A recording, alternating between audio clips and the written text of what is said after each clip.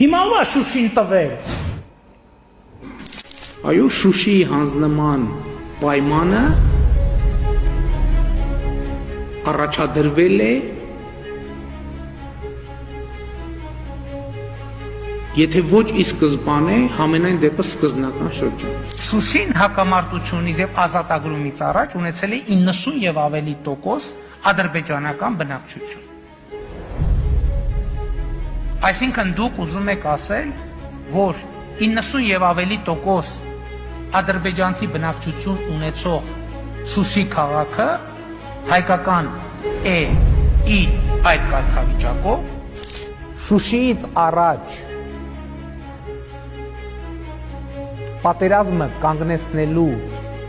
բոլոր հնարավոր սցենարներում Շուշին պետք է հանձնվեր առանց մարտի։ Պատերազմի կանխարգելումը միանշանակ պետք է ենթադրեր հայկական կողմի հրաժարումը Լեռնային Ղարաբաղի կարգավիճակից եւ տեսանելի ապագայում կարգավիճակը ճշգրտող մեխանիզմների պահանջից եւ Շուշի։ Կարող ենք մենք խոսապել պատերազմից։ Այո, կարող ենք, եթե համաձայնվեինք Ադրբեջանին վերադարձնել 7 շրջաններ, ներառյալ Շուշի։ Передача Шуши дело,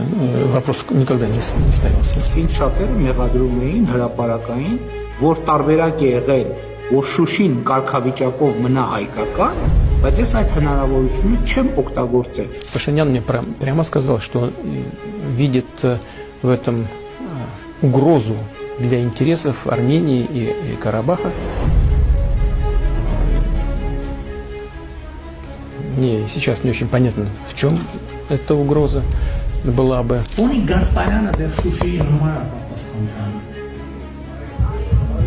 Շուշիի համարը պատասխան ինքը ինձ պետք է ինչ է, դատարանում պետք է բացատրի, թե Շուշիի օգնության հասնող խումբը ինչի է 2 օր ուշացումով, օրուկես ուշացումով տեղ հասնի։ Հիշում եք, որ ասում էին բան, իշխանությունը բան արել, Շուշին տվելա, Շուշին ծախելա, էս արել էր, են արել։ Շատ լավ քրեական գործ է հարուցված։ Մարդը ձերբակալված է տարումով, հիմա էլ հանդես են գալիս պաշտպանության։ Հիմա ով է Շուշին տվել։ Ով է Շուշին տվել։